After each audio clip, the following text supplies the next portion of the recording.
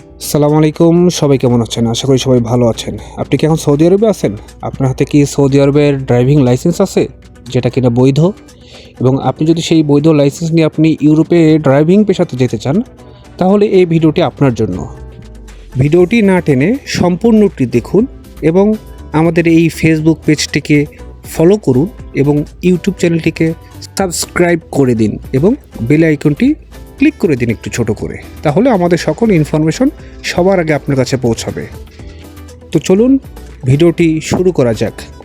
তো আজকের আমাদের এই ভিডিওটির টপিক হচ্ছে, যারা সৌদি আরবে গাড়ি চালিয়েছেন এবং যাদের কাছে বৈধ লাইসেন্স আছে, তারা ইউরোপে গিয়ে কিভাবে গাড়ি চালাবেন এবং ইউরোপে গিয়ে কাজটি কিভাবে করবেন।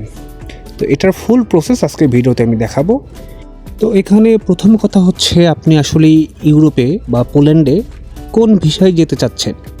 আপনি কি ট্যুরিস্ট ভিসায় যেতে চাচ্ছেন, নাকি আপনি ওয়ার্ক পারমিট নিয়ে কাজের ভিসায় যেতে চাচ্ছেন?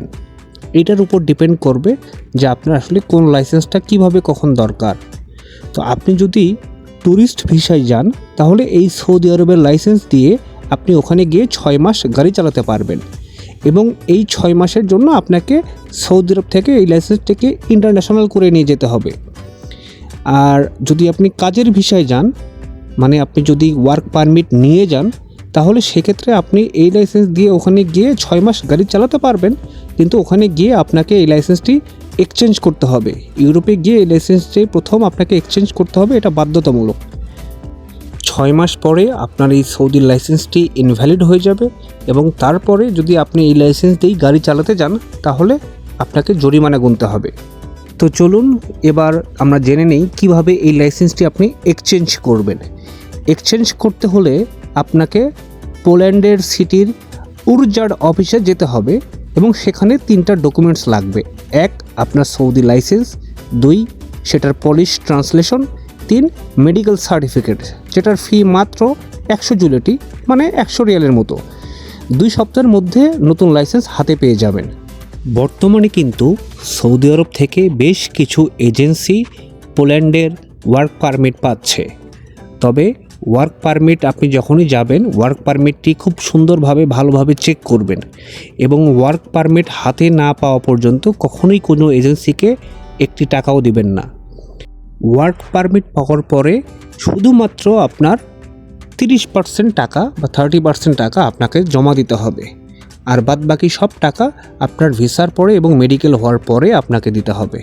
তো এগুলো সবসময় মাথায় রাখবেন এবং কোন কোন এজেন্সির মাধ্যমে যাচ্ছেন এটা খুব সুন্দরভাবে চেক করে তারপরে যাবেন এবং এজেন্সিকে বলবেন তারা যেন আপনার সম্পূর্ণ documents A to Z ready করে দেয় এবং আপনি পোল্যান্ডে যাওয়ার পরে যেন কোম্পানি থেকে আপনাকে এসে রিসিভ করে নিয়ে গিয়ে আপনার যাবতীয় কাজ কোম্পানি আপনাকে করে দিবে। আপনার নিজের কোথাও যাইতে হবে না, কোম্পানি আপনাকে সব রাস্তা দেখিয়ে দিবে। বর্তমানে আপনারা চাইলে সৌদি আরব থেকে ড্রাইভিং ভিসায় বা ফুড ডেলিভারির কাজে ইউরোপে যেতে পারে। এবং আপনাদের যে কোনো তথ্য জানতে হলে বা যে কোনো কিছুর প্রয়োজন হলে আমাদের হোয়াটসঅ্যাপ ডিসক্রিপশনে দেওয়া হোয়াটসঅ্যাপ নাম্বারে যোগাযোগ করবেন।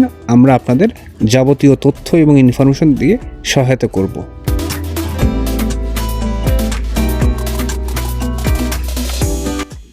এইটার জন্য আমাদের কোনো চার্জ নাই বা আমাদের কোনো ফি নাই। আপনারা সম্পূর্ণ ফ্রি গাইডলাইন পাবেন। আপনারা শুধু আমাদের চ্যানেলটিকে সাবস্ক্রাইব করে রাখবেন এবং পেজটিকে ফলো দিবেন। তো আমাদের সাথেই থাকবেন। ধন্যবাদ। ইনশাল্লাহ দেখা হবে পরে আরও একটি ভিডিওতে। ভালো থাকবেন, সুস্থ থাকবেন। আসসালামু আলাইকুম।